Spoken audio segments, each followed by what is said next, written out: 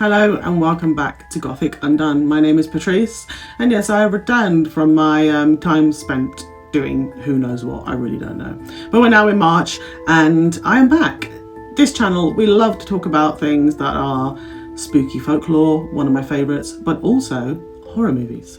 Horror movies are one of the things that I will watch pretty much every single night. I find some strange comfort in horror movies. Not all, I have my favourites and my non-favourites, but one of my favourites that we're going to discuss today is Scream, a classic. 1996, Scream came out, written by Kevin Williamson and also directed by Wes Craven. Wes Craven also did, the Freddy Krueger franchise, and this then brought back that kind of long, dormant high school, teen Scream franchise of horror, which is usually very popular, and Scream broke the mold for a lot of horror movies that were going along at the time in the 90s, and as a result there was always some element of Scream in all of them, even ones that had come from other countries that had been, redone for a Western audience. So when we look at Scream, this brings back that early 80s vibe of young teens not knowing what they're doing but having a great time nonetheless.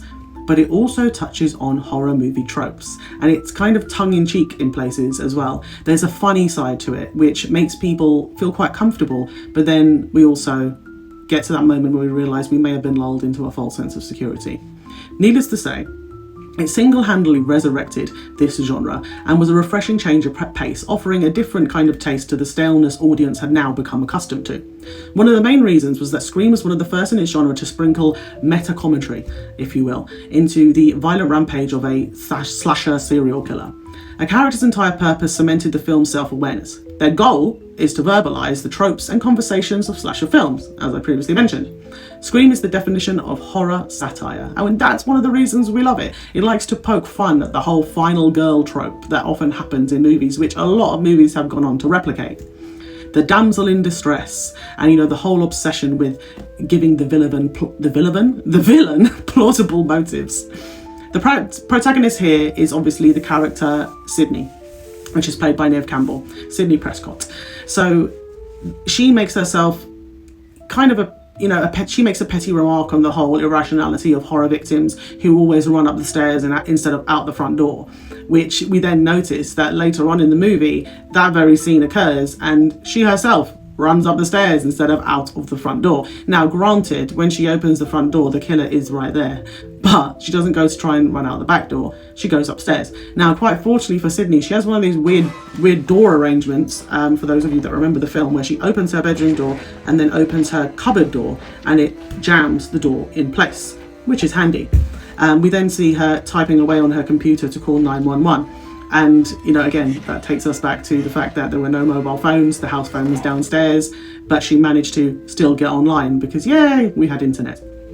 So she lets us know, though, that she's not like other girls, and she most definitely is not afraid to fight back with the villain. And a big part of that is probably because of Sidney's lore, that her mother was also taken out by some kind of madman serial killer.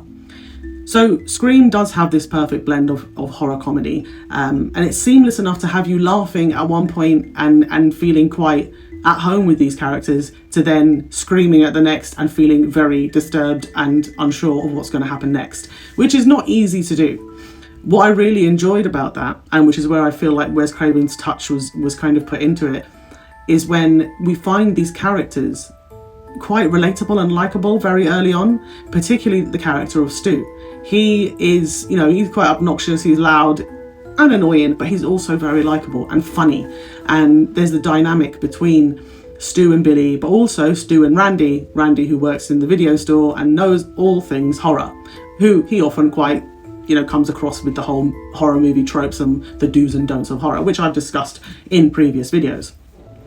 So the movie mystery element, though, in this is what really I think stands above, because it is a whodunit.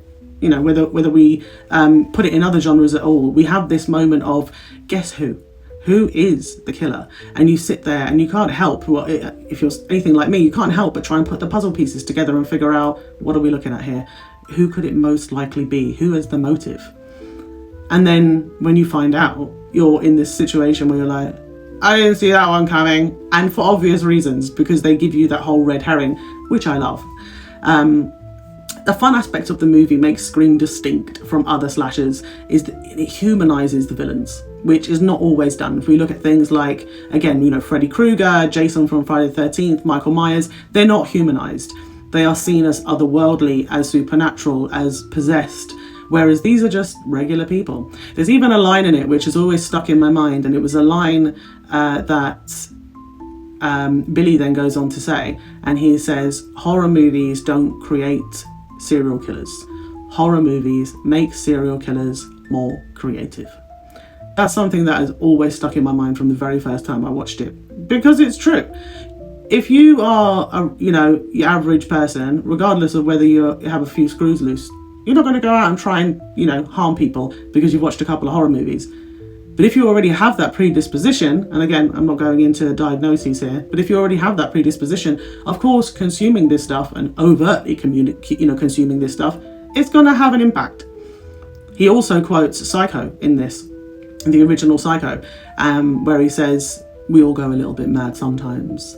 And it then, it also adds to the character of Billy to show how obsessed he is with serial killers, that even when he's been confronted with Sidney and him and Stu have let the cat out of the bag, so to speak, he's still really enjoying this moment. He's enjoyed the whole cat and mouse aspect, and he's enjoying the power he holds, so much so that he's still busy quoting movies. Like I said, it does show this hyper intelligence, as well as an unrealistic athletic ability from Stu and Billy. The things that they manage to survive, it is quite amazing when you think about it. But we do also watch our protagonist put up a pretty decent fight for survival, and yet Ghostface can be quite clumsy at times, which also adds to the humour of the whole thing. Prone to tripping over things. I blame the outfit, to be honest, but also prone to falling downstairs quite comically, which you can't help but laugh no matter what's going on. And we see the moments like this that morph the usual feeling of kind of dread and fear to instead feeling hopeless. We've evoked horror into something that kind of is like a feel-good scary movie. It offers comedy alongside the scares, and a lot of people have commented on that. A lot of people have said that their comfort horror movie is Scream, and I believe that a huge part of that is because of the way it seamlessly blends horror and comedy, the way it blends aspects of it that are relatable, aspects that are where we really enjoy the characters and we get involved and immersed into their world very quickly. Especially if you're a young person watching this and you're in your teens, it completely makes you envision yourself in these scenarios, with the house parties and the going on, which everybody enjoyed.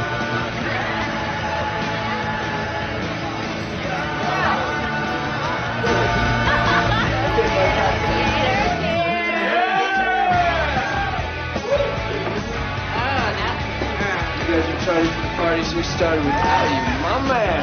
Yeah. As a result of Scream being this horror feel-good, it is, without a doubt, an autumnal staple. Now, you may be thinking, Patrice, that's great, we're in March. However, I don't really care what time of year it is. I'm always going to watch horror movies. In fact, just last night, I watched Smile again, which I'll probably be talking about in another video. I watched Smile 2 after that, and another movie that I will be talking about soon, so if you haven't seen it, give it a watch, is The Taking of Deborah Logan. I believe it's Deborah Logan, something like that. I do find a comfort in certain horror movies, not all, but certain horror movies, and Scream most definitely has that feeling. You can relate to characters, you can become immersed in their world, you find them endearing, funny, not to mention the fact that everybody wanted to look like Neve Campbell at the time. Everybody wanted to dress like her, even though all she was really wearing was, a t-shirt, blue jeans and oversized cardigan. But it was cute and it looked cute, not to mention her best friend Tatum, who was the best friend you wanted. She called it how she seed it? Wow. She called it how she saw it. And she was you know, a kind of ride or die best friend, which is another mistake that I feel they made in Scream, killing off Stu and Tatum. I feel like the franchises going on would have been a lot better if they'd kept them in. And I do understand why it's happened. It's quite the Wes Craven trope as well. Like, again, if we hark back to Nightmare on Elm Street, the best friend always seems to get it, you know, and in Tatum's case, in the neck, which is unfortunate because she was a very, very good character. And I do really love the fact that even though we have this oxymoron of feel-good horror, it is a phrase that completely does encapsulate Scream. And again, I'm talking about the 1996 one. It's a must-watch. It's a staple when it comes to autumn kicking in and, of course, Halloween. And it's something that I do save for around that time of year, because even though I'll watch horror movies all year round, my favourites and the ones that kind of really brought to life my love for horror, I do tend to save for my favourite season of autumn and All Hallows Eve. So if you haven't by chance watched Scream, of course there's been a few spoilers in this, but if you haven't, or it's been a long time since you've watched it and you are of course a fan of the horror genre, then give it a go, watch it. If you're having a bad day and horror also brings, you know, a bit of kind of comfort with its old nostalgia in one way or another, especially one that has a bit of humour to it and some tongue-in-cheek, then by all means sit down and get yourself comfy, because it's not yet that warm. Well, at least not where I am in the UK, but you know, grab yourself a blanket and a warm drink and sit down and give Scream a watch. I know that I've now spoken about it so much that I actually want to watch it again, even though I usually save it. So we shall see. But either way, I hope that you have enjoyed today's video. I know it's a little bit short and sweet, but I have very much enjoyed coming back and just talking to you, you know, as I would one of my friends, even though I don't have any, but even though I would if I did have friends. I hope you have enjoyed being in my humble abode, and you come back next time for when we will be talking about more horror movies. I may be getting a little bit more into some of the darker ones and ones that have actually perturbed me, which is not easy to do. Some of you may agree with the examples I give and some of you may disagree, but it is always interesting to find out the things that can scare others that don't scare you, or vice versa. So until then, thank you again. Thank you for watching. It really is an honour and a pleasure. And I hope that if you enjoyed the video, you give it a like. And if you feel like it, subscribe. And I will see you next time. Bye-bye.